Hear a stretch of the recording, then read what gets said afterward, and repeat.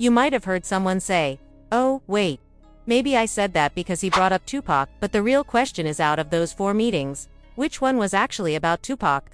Truth is, every time the topic came up, it was not just about Tupac, it was always about both Tupac and Suge Knight. In case you missed the news, here is what happened. A former LAPD officer came forward and made a shocking claim. He said that Diddy paid $1 million to have Tupac killed.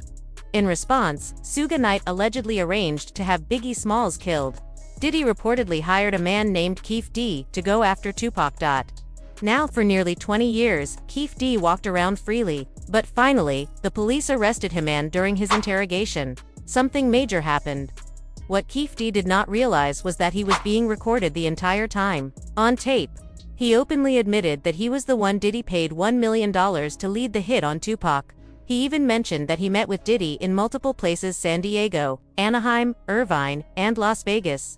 When asked which of those meetings involved a discussion about Tupac's murder, he said it was all of them. Every single time he met with Puffy, the conversation circled back to Tupac and, sometimes, Suge too. All of this came to light during Diddy's court trial, where he was questioned about these serious claims. The internet exploded with reactions when a major headline made waves. Diddy faces serious questions about his alleged role in Tupac's murder after being mentioned 77 times in a new legal report. Fans were shocked, and critics raised their eyebrows. This was not a vague rumor whispered on message boards, it was tied to real courtroom documents. At the center of it all stood a man named Keefe D, a known figure from the streets, who many believe played a direct role in Tupac Shakur's tragic death. Keefe D, whose full name is Dwayne Davis, claimed in several interviews and police interrogations that he had been hired to carry out the hit on Tupac. According to him, it was all part of a $1 million deal allegedly arranged by Sean Diddy Combs himself. What made the story even more disturbing was that Keefe did not just speak in hypotheticals, he gave names, locations, and step-by-step details of what happened that night in Las Vegas. One moment in particular from Keefe D's retelling has stuck with people. He described how he and his crew drove around looking for Tupac after the now famous fight at the MGM Grand Casino, where Tupac had jumped a man named Orlando Anderson, Keefe's own nephew. According to Keefe, they knew Tupac would be heading to Club 662 later that night. They cruised the Las Vegas Strip in a white Cadillac, scanning the area, waiting for the perfect opportunity to strike. Eventually, their car pulled up next to a black BMW at a red light. Suge Knight, the CEO of Death Row Records, was driving. Tupac was in the passenger seat. What happened next was a matter of seconds, but those seconds changed music history forever.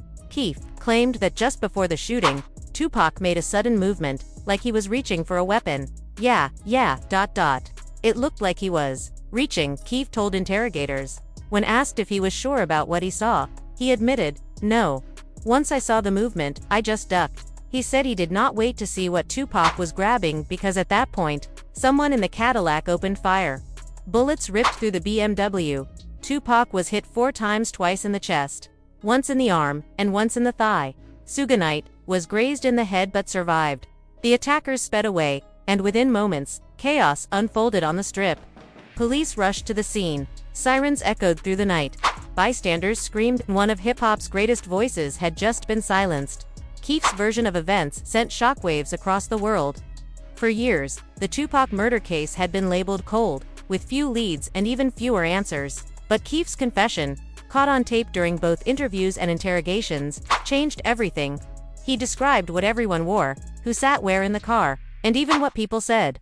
It was the kind of first-hand account detectives had been waiting decades to hear. But one part of Keefe's story caught special attention: the suggestion that Tupac may have already known his life was in danger. The way he moved, as if reaching for a gun, made people believe he had been warned. Maybe he had heard rumors. Maybe someone had tipped him off. Maybe he knew that retaliation for the casino fight was coming. Either way, Keefe's words painted Tupac as a man who sensed the end but simply was not fast enough to avoid it. This new wave of information left fans divided. Some believed Keefe's confession was finally the missing puzzle piece.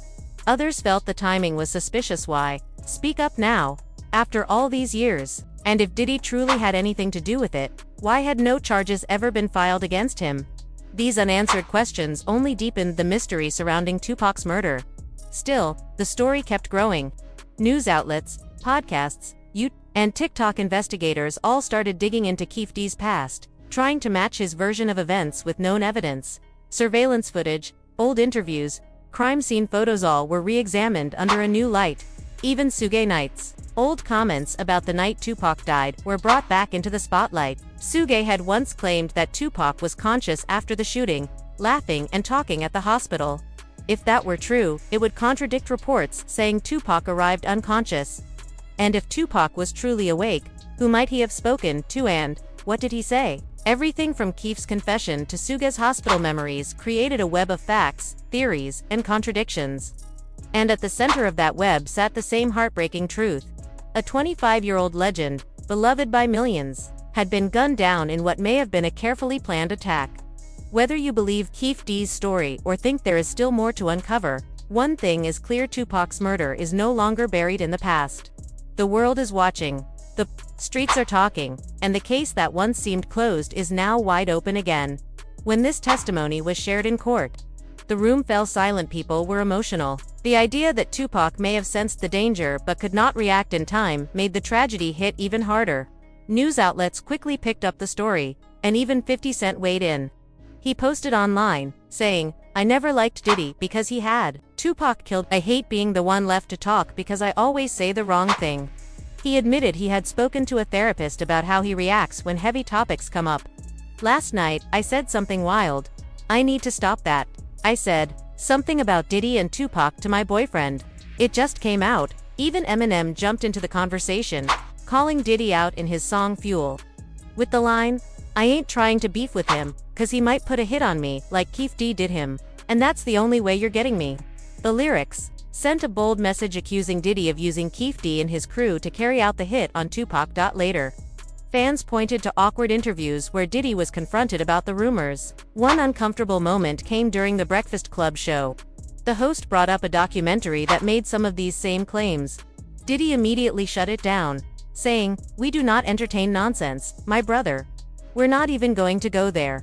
But thank you for asking like a journalist." He added, 7 years ago, I might have snapped. But today, I respect the way you asked that question." Still, his body language and tone left people wondering. What made the story even more alarming was that investigators reportedly believed Diddy did not act alone. They suspected it was part of a much bigger setup, possibly an industry-wide hit that went deeper than most people realized. The news dropped another bombshell. Major arrests expected in Tupac's murder case, Diddy, Suge Knight, and Snoop Dogg under the microscope. This shocked fans, especially after discovering an old interview with Snoop Dogg. In that clip, Snoop admitted he was supposed to be in the BMW with Tupac and Suge the night Tupac was killed. Fans now wondered, what advice did Snoop give Tupac that night? Did he know something more? "I did not give Tupac any advice," Snoop Dogg admitted, explaining that they were not on good terms at the time. The tension between them had been building, and the day before the Las Vegas trip, things got worse. When they reached Los Angeles, Tupac and Suge went to Vegas, but Snoop went home. That is why he was not in the car with them when the shooting happened. When people found out that Snoop Dogg was originally supposed to ride in the car with Tupac the night he was shot, it raised a lot of eyebrows. Many fans started asking the same question. Did Snoop know something that made him stay away? The timing, the last-minute changes, and the growing tension between the two made the whole situation feel even more mysterious. What many people did not realize at first was that Snoop and Tupac had a falling out just 24 hours before the shooting. In Las Vegas, their friendship, once built on mutual respect and powerful music, had hit a breaking point. It all started during an interview Snoop did with Angie Martinez, a well-known radio host. During the conversation, she asked Snoop how he felt about Puff Daddy Diddy and the notorious Big, two artists Tupac was in a serious beef with at the time. Snoop gave an honest answer. He said he liked their music and would even be open to working with them one day. That one comment hit Tupac hard. He saw it as a betrayal. In Tupac's eyes, Snoop was supposed to ride for him no matter what, and siding with the enemy, even slightly, felt like disloyalty. After the interview aired, Tupac became distant and angry. What had once been a close bond between two of the West Coast's biggest artists was now strained, and the tension between them was impossible to ignore. By the time they boarded the flight back to Los Angeles, things were so bad that Snoop no longer felt safe. He said in an interview that he did not even allow his own security to ride with him on the plane. He felt isolated, like anything could happen at any moment. To protect himself, he admitted to sleeping under a blanket on the flight with a knife and a fork in hand, just in case someone tried to hurt him. It is a chilling image, one of the biggest rappers in the world, feeling so unsure of his own circle, that he felt the need to arm himself with whatever he could find on a plane. Thankfully, nothing happened that night, but the unease lingered. After the flight, Tupac and Suge Knight headed to Las Vegas for the Mike Tyson fight. Snoop, however, went back home. He did not join them. He stayed away, choosing distance over danger. And that decision might have saved his life. Fans have debated for years whether Snoop had heard something, maybe a warning, a whisper on the street, or even just a gut feeling. Others believe it was simply bad timing, made worse by the unresolved tension between two rap giants, who, deep down, may have still cared about each other. Later, Snoop spoke out about how things changed between him and Tupac during that final week. He admitted that just days before Tupac died, he felt like Tupac hated him. He also said he was not trying to cause drama. He simply answered a question truthfully about Puffy and Biggie. He liked their music, and at the time, he was not thinking about how Tupac might take it emotionally. In hindsight, Snoop's comment, the flight, and the distance he chose, all became part of a tragic timeline, a missed ride, a broken friendship, and a moment in history that still leaves fans asking what if. One thing is certain, whatever happened between them in those final days was heavy enough to change Snoop's actions. And those actions, whether based on fear, instinct, or tension, might have been what kept him alive that night in Las Vegas. But the strange timing of it all within just 2 days of Tupac's death caught the attention of investigators. They began digging into Snoop's past and discovered his deep ties to the streets from 2 decades ago. This led to speculation that maybe Snoop had heard rumors or received a warning that Tupac had a bounty on his head that night, and so he chose not to go with him to Vegas later. In another interview, Snoop reflected on how things had shifted between them in just a matter of days. A week before, we were cool, but 2 days before Tupac died, I don't think he liked me anymore, Snoop said. We were in New York, and stuff happened. They shot at me, did all kinds of stuff, but I still forgave him. He went on to explain that his feelings in that moment were honest. He genuinely liked Biggie and Puffy's music, and was not trying to cause drama. We were all friends at one point, he added. There's even old footage of all of us hanging out together. All of this was brought up again during Diddy's trial, where emotional video clips and disturbing testimony painted a clearer picture. Keefe D gave chilling details, saying Tupac was killed because of Diddy's order and that it was all part of a larger industry hit. On September 7, 1996, Tupac was in Las Vegas with Suge Knight, the head of his label. They had gone to the MGM Grand to watch a Mike Tyson fight. After the match, they spotted a known enemy in the hotel lobby. What happened next set off a chain reaction. Keefe D, his nephew Orlando Anderson, and 2 friends were also at the MGM Grand that night.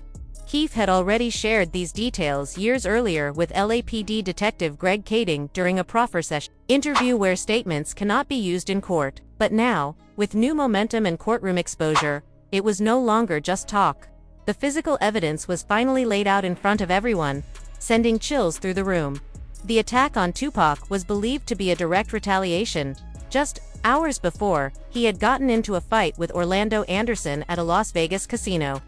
Security cameras caught it all. Tupac was furious, accusing Orlando of stealing his chain years earlier in Compton. Tupac, Suge Knight, and their crew quickly left the casino after the altercation. Security broke things up, but not before the situation got heated enough that Tupac and Suge had to change clothes before heading to Club 662 around 11 o'clock p.m.